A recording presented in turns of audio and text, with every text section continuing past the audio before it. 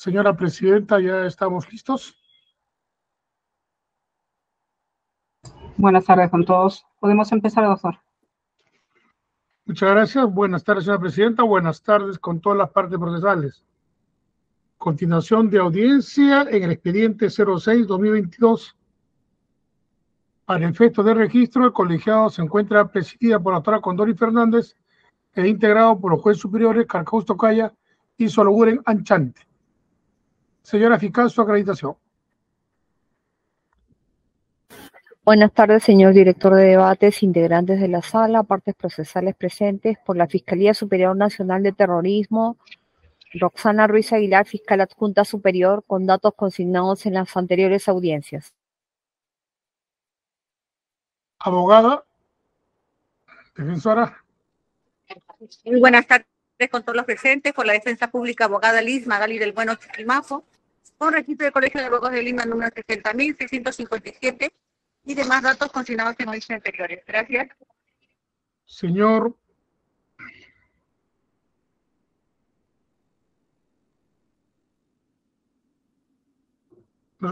Raúl Cuito Champi.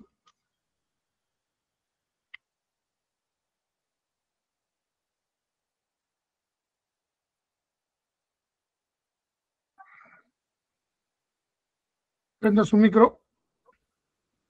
Buenas tardes. Raúl Cuito Champi, 4011-0985. Correcto. Estamos todas las partes presentes. Se va a dar lectura a la sentencia.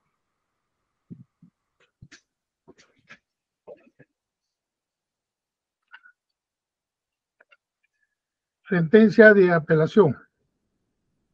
Lima, 27 de octubre del 2023. Vistos el recurso de apelación interpuesto por el Ministerio Público contra la sentencia contenida en la Resolución Judicial 5 del 7 de julio del 2023, emitida por el Tercer Juzgado Penal Colegiado Nacional, que absolvió al acusado Raúl Cuito Champi de los cargos en su contra por la comisión del delito de apología del terrorismo en agravio del Estado, y oídos en audiencia pública de juicio oral que tuvo lugar ante este Tribunal Superior con la debida y oportuna participación de las partes procesales apersonadas, conforme al artículo 424 del Código Procesal Penal. En la primera parte tiene que ver con un resumen sucinto de lo actuado en primera instancia. Y nos vamos al fondo del asunto. Sobre el delito imputado, 5.1, libertad de expresión y derecho penal. 5.1.1. El artículo 2, inciso 4 de la Constitución Política del Perú desarrolla los alcances fundamentales del derecho a la libertad de pensamiento, opinión, expresión y difusión del pensamiento. Este derecho se encuentra consagrado además en el artículo 13 de la Convención Americana de Derechos Humanos. Está doblemente protegido en el bloque jerárquico constitucional nacional, en virtud de la cuarta disposición final y transitoria de la Constitución Política del Perú. 5.12. En sede judicial constitucional se manifestó la importancia del ejercicio de este derecho como proyección del principio de la dignidad del ser humano y complemento indesligable del derecho al libre desenvolvimiento de la personalidad. No es poco, entonces, resguardar el ejercicio de expresión del pensamiento, toda vez que la censura de ideas y del delito de opinión se encuentran proscritas. 5.1.3. En el fuero individual, las libertades de pensamiento y de conciencia permiten al ser humano formarse los juicios personales y subjetivos, creencias, pensamientos, ideas y opiniones que le parezca aceptable sobre cualquier tema de su interés. Es más, conforme al artículo 2, inciso 18 de la Constitución Política del Perú, toda persona cuenta con el derecho de mantener en reserva sus convicciones individuales sin haber lugar a sanción por esta causa. 5.1.4. En la dimensión externa al individuo, le permite revelar a los demás sus juicios personales y subjetivos, creencias, pensamientos, ideas y opiniones sobre cualquier tema, hecho o circunstancia. El ejercicio de la libertad de opinión, expresión y difusión de ideas cuenta con algunas matizaciones. A. Libertad de opinión.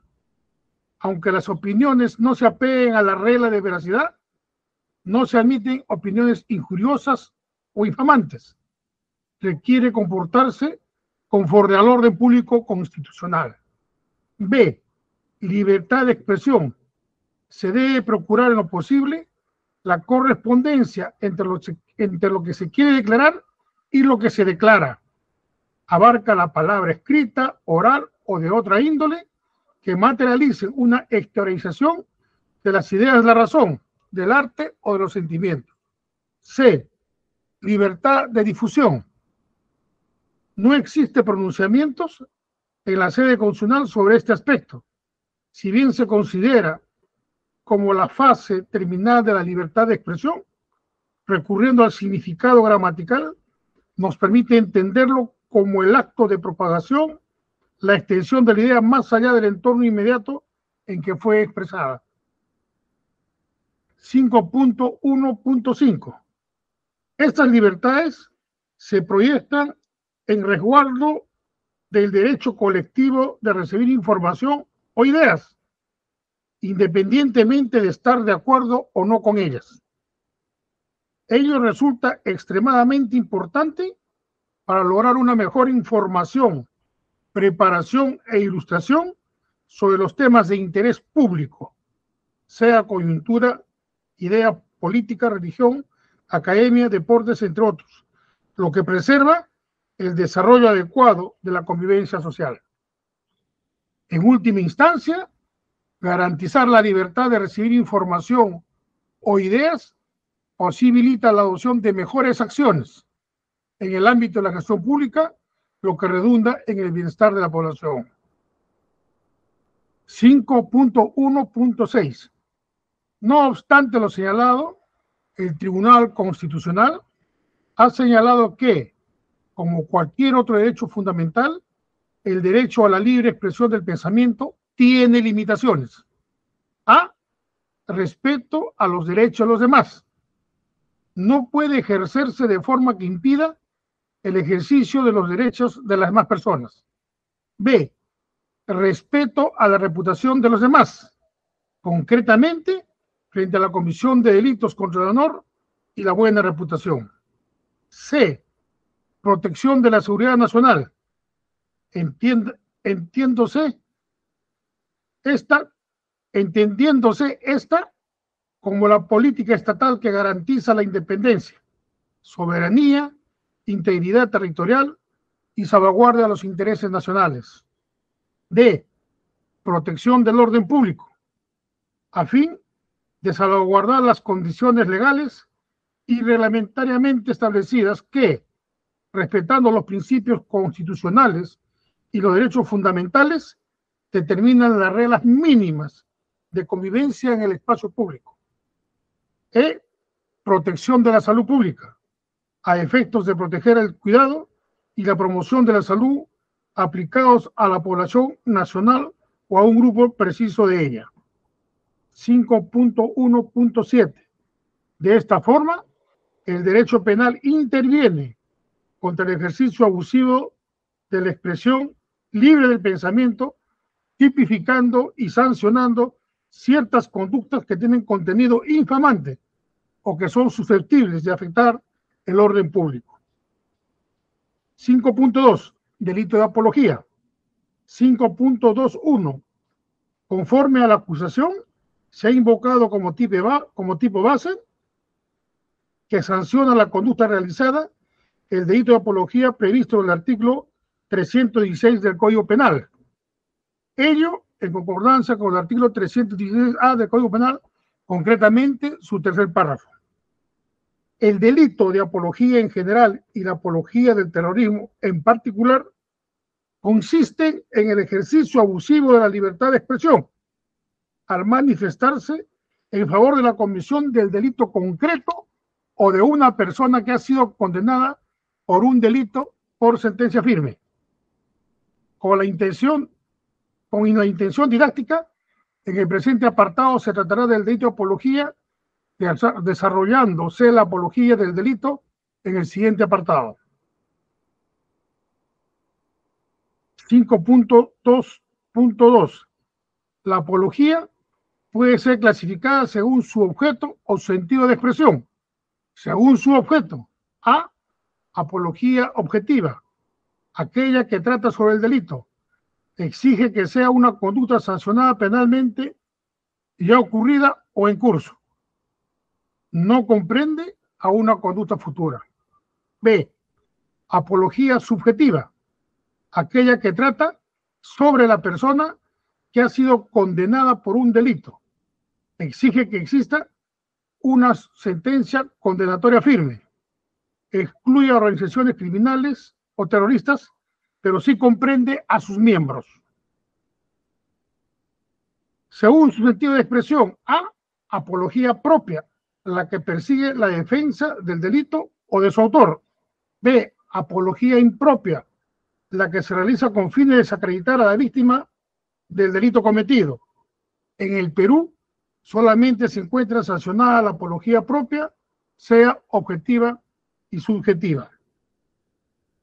5.2.3. Como se observa, tanto el delito de apología como el delito de apología del terrorismo afectan el orden público en el sentido anteriormente descrito. 5.2.4. En referencia a la tipicidad objetiva, nos encontramos ante un delito común o de sujeto indeterminado, toda vez que puede ser cometido por cualquier persona. El sujeto pasivo, en cambio, es la sociedad representada por el Estado.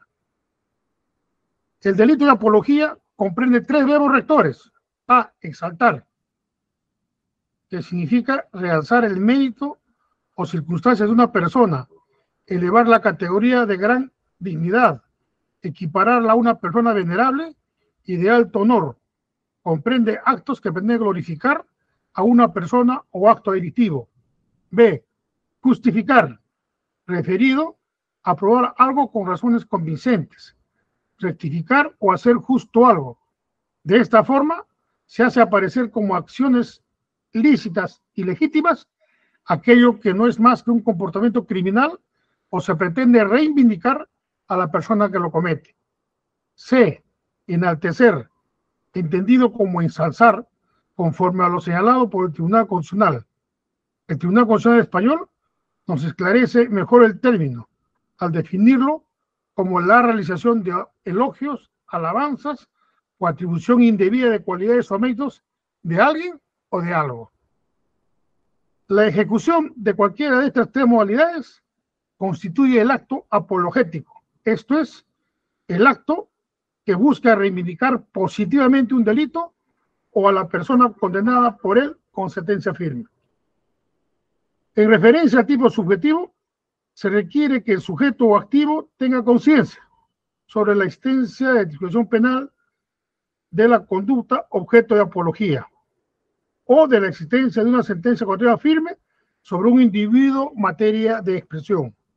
Asimismo, se requiere que, pese a conocer dicha información, persista voluntariamente en la realización del acto apologético. En ese sentido, nos encontramos ante un tipo doloso. No se ha provisto modalidad alguna culposa. El delito de apología tiene, además, un elemento de contexto. La realización debe ser pública, esto es, debe ser notorio o patente, accesible a la generalidad de las personas.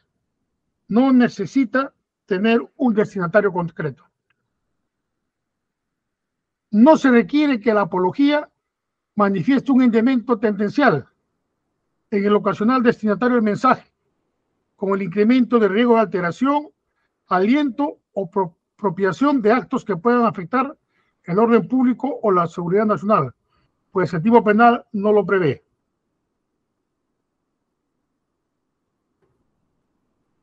Se trata de un delito de mera actividad que requiere la realización de una conducta activa propia de la gente. No admite modalidad por omisión.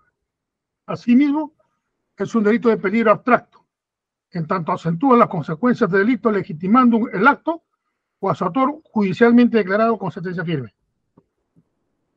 Es un delito que se consuma de manera instantánea, no requiere reiteración de la conducta. La rectificación del apologista puede consumir una circunstancia sujeta a evaluación siempre que haya sido inmediata y previa a la persecución del delito. 5.3. Delito de apología del terrorismo. 5.3.1. Previsto en el artículo 316A del Código Penal, tiene ciertas similitudes con el delito de apología. Sin embargo, nos encontramos ante supuestos agravados autónomos de dicho delito, especialmente el previsto en el delito, en el tercer párrafo del artículo 316 del Código Penal. Su sanción más grave se sustenta en la acentuación de las consecuencias del terrorismo, en tanto busca legitimar la acción terrorista y la estrategia de grupos armados, lo que supone una ulterior puesta en riesgo de la vida e integridad de las personas, así como del orden democrático constitucional. De todas formas, debido a la gravedad de una acusación por este delito, es necesario ser estrictos en la aplicación de la ley, a fin de evitar afectaciones susceptibles de ser calificadas como corrupción política o por razón de las ideas, las cuales se encuentran constitucionalmente vetadas. Los supuestos normativos considerados en el artículo 316 del Código Penal presuponen necesariamente la realización previa y simultánea del acto apologético. Esto es, aquel que exalte y justifique con alteza o enaltezca el delito o a la persona condenada con sentencia firme. Desde luego, el acto apologético deberá ser caracterizado por el persecutor penal en la imputación correspondiente. Así, las conductas previstas para las modalidades del delito de apología de terrorismo son las siguientes. A. Hacer, originar el acto apologético, previsto en el primer párrafo. B. Realizar, emitir el acto apologético, previsto en el segundo y tercer párrafo. Las conductas hacer y realizar se consideran sinónimos. C. Propagar, hacer que el contenido apologético se extienda o llegue a sitios distintos de aquel que se produce, previstos en el tercer párrafo. A diferencia del delito de apología tipificado en el artículo 316 del Código Penal, la apología de terrorismo no necesariamente exige que el acto se realice públicamente, sino que basta la mera exteriorización del contenido apologético. Sin embargo, el elemento de contexto públicamente yace implícito en la ejecución del tercer párrafo, que se refiere al empleo de medios de realización o de propagación, susceptibles de llegar a un número elevado, aunque indeterminado, de personas. No es este el caso de los párrafos primero y segundo. Además, existe una gran diferencia entre la apología del terrorismo y la propaganda o instigación terrorista contemplada en el artículo 6 de la ley 25.475, según lo señala el Tribunal Constitucional.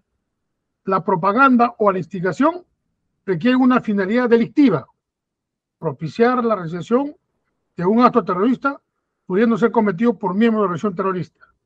La apología del terrorismo, en cambio, carece de esa exigencia teleológica y no debe ser cometida por un miembro de la organización terrorista. En cuanto a la ejecución de las conductas consideradas como apología de terrorismo, tenemos lo siguiente. A. El primer párrafo comprende la sola realización del hacer, el acto apologético, entendido como una forma objetiva o subjetiva. Solo basta que se trate de delito de terrorismo, previsto en el artículo 2 de la ley 25.475 o cualquiera de sus tipos. B. El segundo párrafo solo prevé la realización de la apología objetiva. El legislador no ha considerado la apología subjetiva en este caso. La modalidad agravada prevista en este artículo establece dos tipos de justificación punitiva. Por uno, por la calidad de la gente, si se trata de una autoridad, docente o personal administrativo de una institución educativa. 2, por la vinculación del delito con menores de edad, si es que este se cometió utilizando a menores de edad para realizarlo o si se facilitó la presencia de lo mismo, tanto como ejecutores como receptores del acto apologético. C. El tercer párrafo comprende 2 conductas concretas que permiten dotar la justificación a la mayor gravedad, plasmada en la posibilidad de la difusión de la idea vetada. 1. Propagación. Comprende el acto de difundir un contenido realizado por el propio agente, ya que el legislador no ha previsto expresamente la propagación del contenido apologético realizado por otro. Emplea los siguientes medios: objetos, libros, escritos, imágenes visuales o audios. 2. Realización. Se refiere a la ejecución del acto apologético por parte del propio sujeto activo en algún medio que facilite su difusión. Ontológicamente no puede realizar un acto apologético de terceras personas.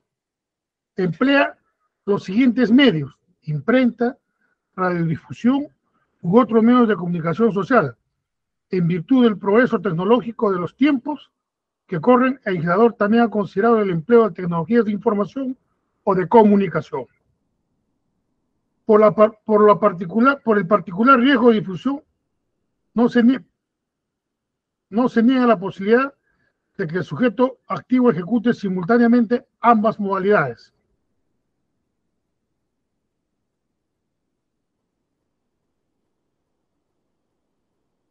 (5.4) Comisión de los delitos mediante plataformas digitales en Internet.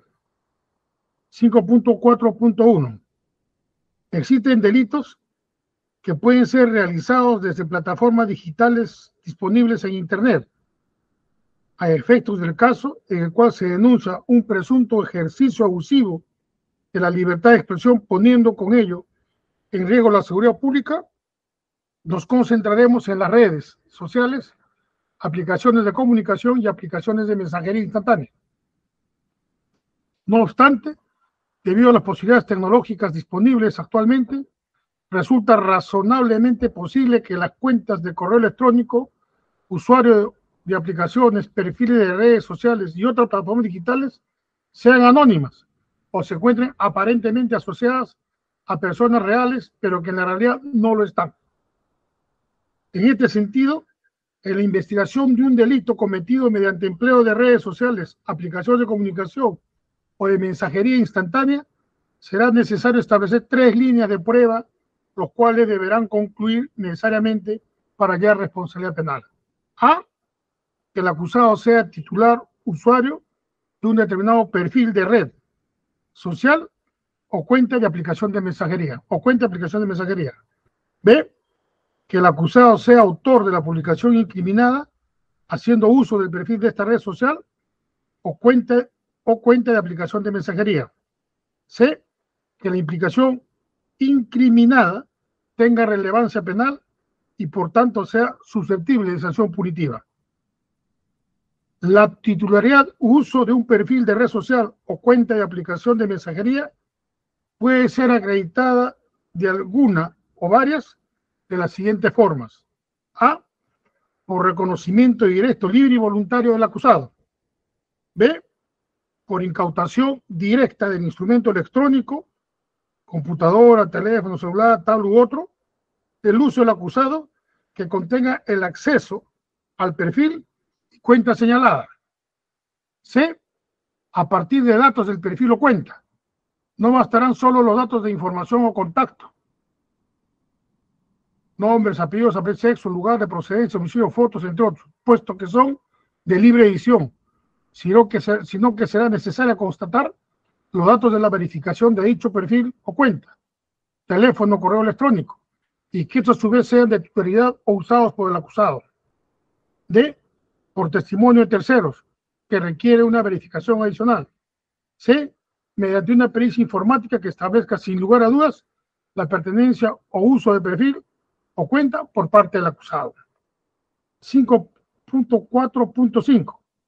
Para entender la siguiente línea probatoria, entendemos que una publicación materializada en una red social es un texto, imagen, video o combinación de estos que, mediante el uso de la red social, aplicación de contacto o de mensajería instantánea, pretenden llegar a una audiencia que estará limitada a lo de contacto del autor o ilimitados o indeterminada en caso alcance, notoriedad o difusión masiva, conocida también como la viralización. Por el tiempo de duración de la publicación, estas serán publicaciones temporales, serán expuestas por un periodo breve y predeterminado de tiempo, generalmente 24 a 48 horas, después del cual desaparecerán indefectiblemente, según la red social o aplicación reciben los nombres de estados, historias, entre otras similares. B. Publicaciones con vocación de permanencia. Su tiempo de exposición es indeterminado, de acuerdo a la red social o aplicación. Son conocidas como publicación, pensamiento, transmisión, mensajes, entre otros. De todas formas, toda publicación de estas plataformas digitales es susceptible de ser eliminada por su autor cuando crea conveniente.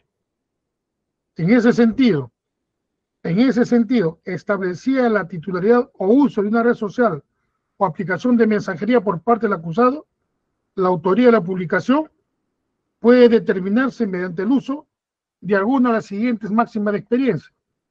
A. Máxima de experiencia para redes sociales. Por lo general, una publicación o mensaje público publicado en un perfil o red social ha sido realizada por quien es titular o usuario de dicho perfil en la red social, siempre que no se demuestre lo contrario. Máxima experiencia para aplicaciones de comunicación de mensajería instantánea. Por lo general, una publicación o mensaje privado ejecutado desde una cuenta de aplicación de comunicación o de mensajería instantánea ha sido realizado por quien es el titular o usuario de dicha cuenta, siempre que no se demuestre lo contrario. Estas máximas de experiencia permiten, a partir de una presunción sobre la autoría del contenido de Internet.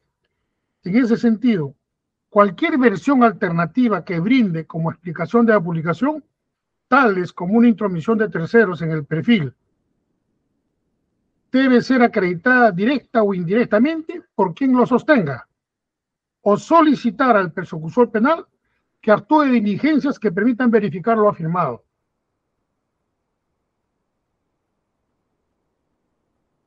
Mientras se prosigue con la tercera línea de probanza. La verificación de la relevancia penal de la publicación dependerá de advertir en ella los elementos típicos necesarios para la complicación del delito que se trate. En algunos casos, la sola posesión o publicación del contenido vetado constituye delito por sí solo. Por ejemplo, pornografía infantil, no siendo necesario mayor análisis. 5.4.8. En los delitos cometidos en el ejercicio abusivo de la libertad de expresión, como la apología al terrorismo, la situación es diferente, por cuanto esta línea probatoria exige un análisis de al menos 2 niveles.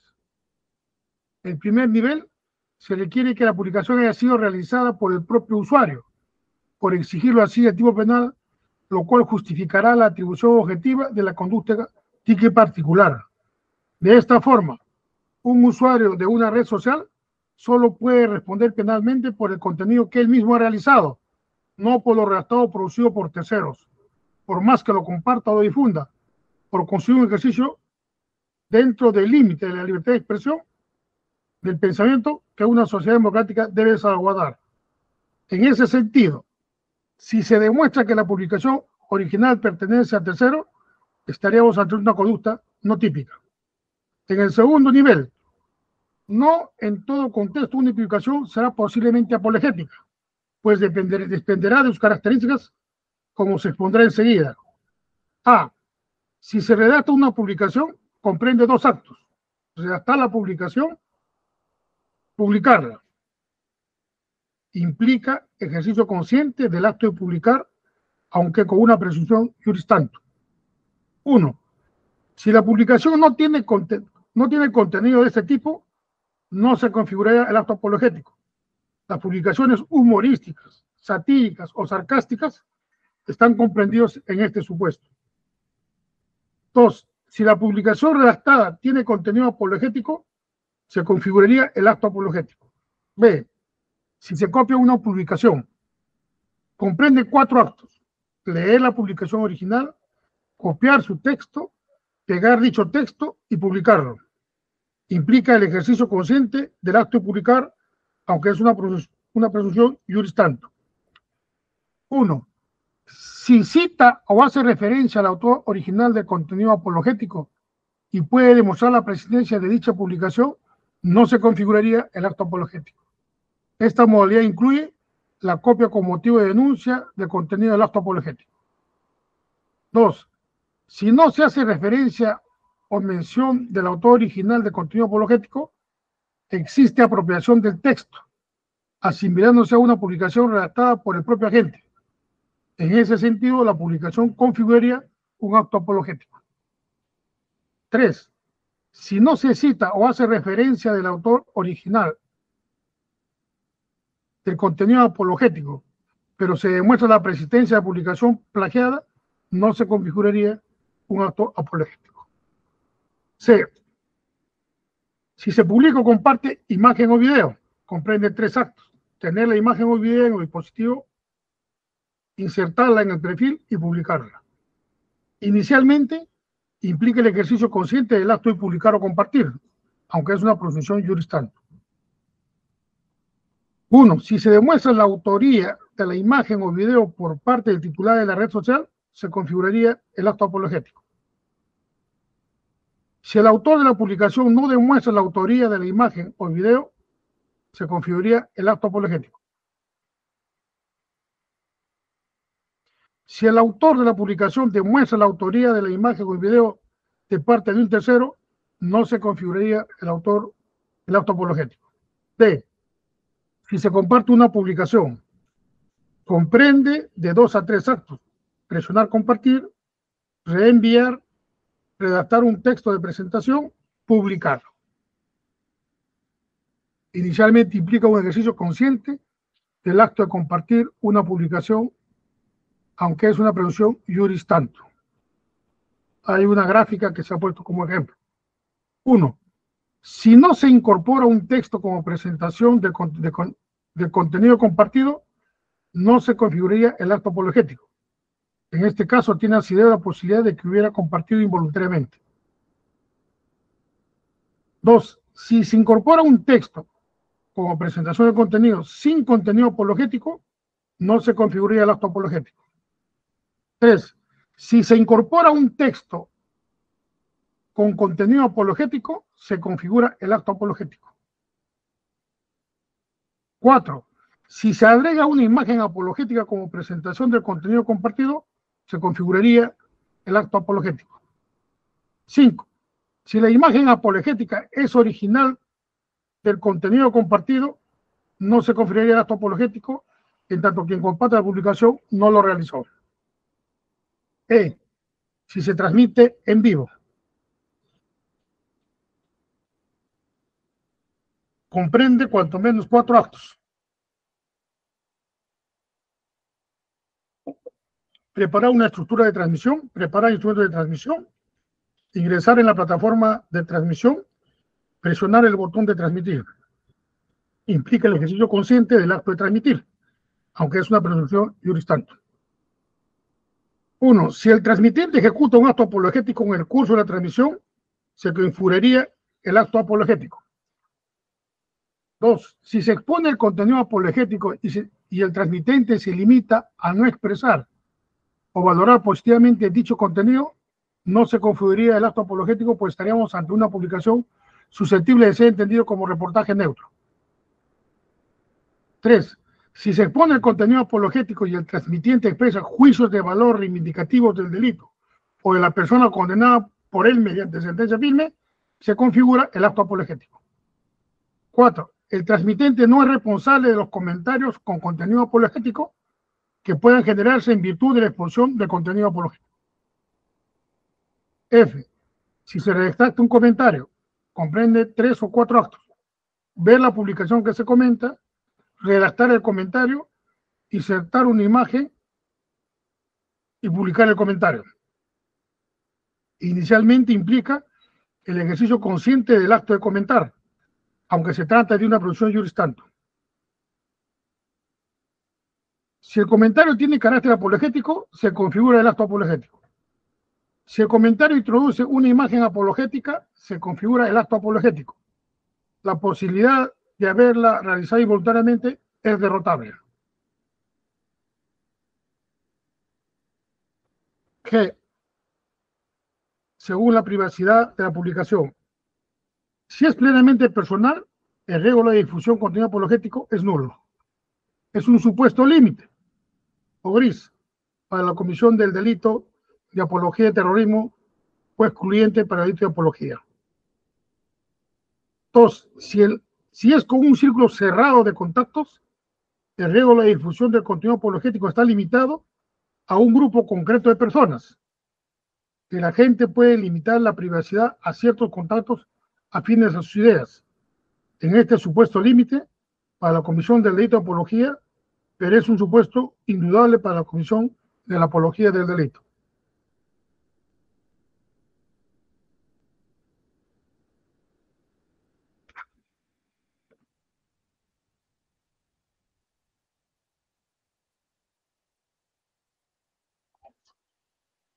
Dos, si es de visualización pública, el riesgo de difusión del contenido apologético es alto, porque el destinatario es indeterminado. Es un supuesto indudable de comisión de los delitos de apología y de apología de terrorismo.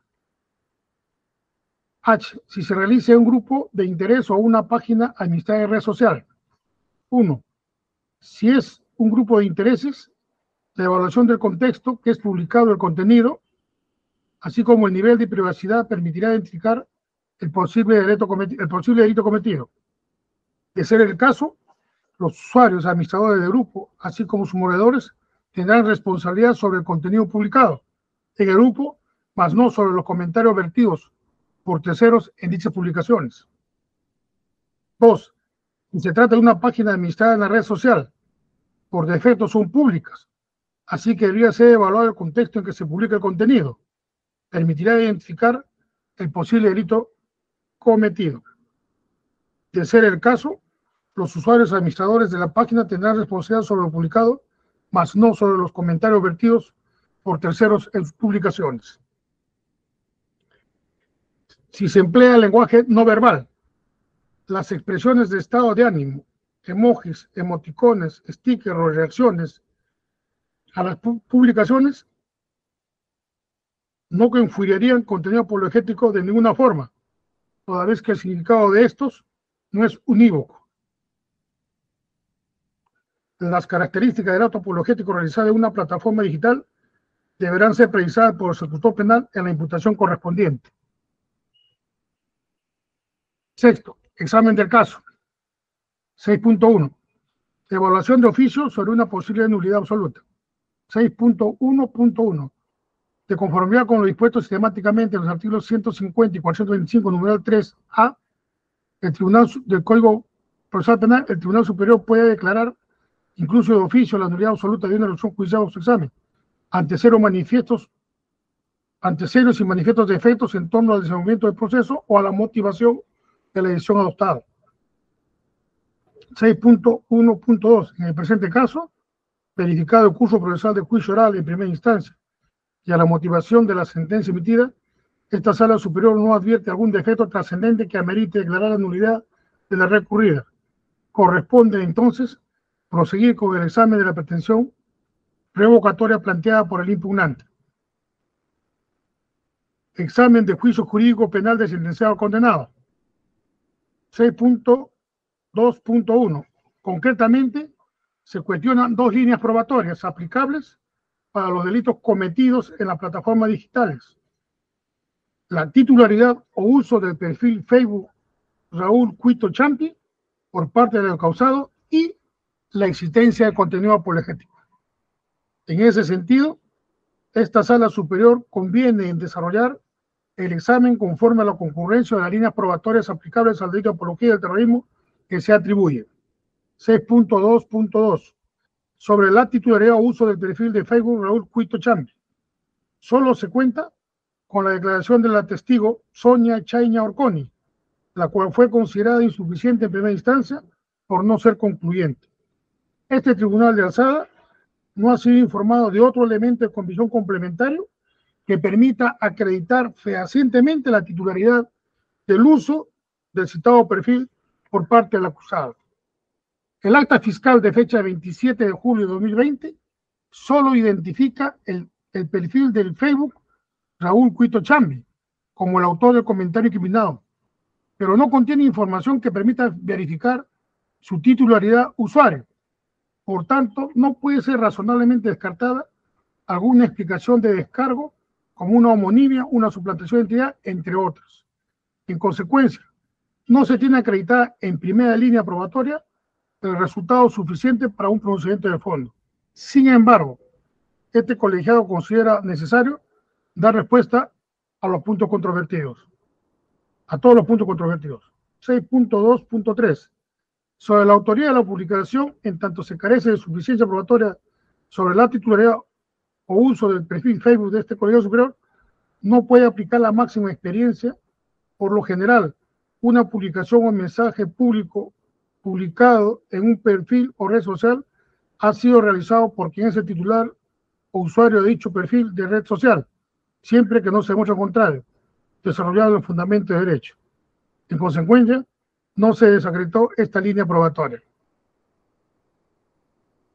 6.2.4. Sobre el carácter apologético de la publicación. Esta es la siguiente. Hasta la gloria, valiente por amor a tu patria.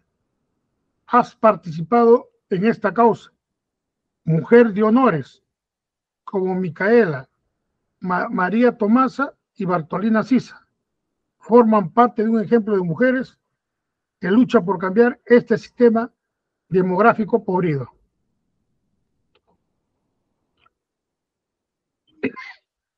Como se puede apreciar, se incriminó el carácter apologético a un comentario sobre una publicación publicada en la red social Facebook. Como prueba de actuar, se actuaron en primera instancia las declaraciones de un testigo técnico y dos peritos lingüísticos y psicológicos. Sin embargo, estos testimonios expertos fueron descartados esencialmente por no tener en cuenta el contexto general de la publicación original, que trató sobre unas presuntas violaciones de derechos humanos cometidos contra la sentenciada por terrorismo Gladys Carol Espinosa González, en un contexto de violencia de género. Es de público conocimiento que el Estado peruano fue hallado responsable conforme sentenció la Corte Interamericana en el caso de Espinosa González versus Perú. En el contexto de la publicación original, no atribuida al encausado, el comentario incriminado no contiene alguna expresión que revele intención de exaltación, justificación o enaltecimiento de Espinosa González o de sus acciones.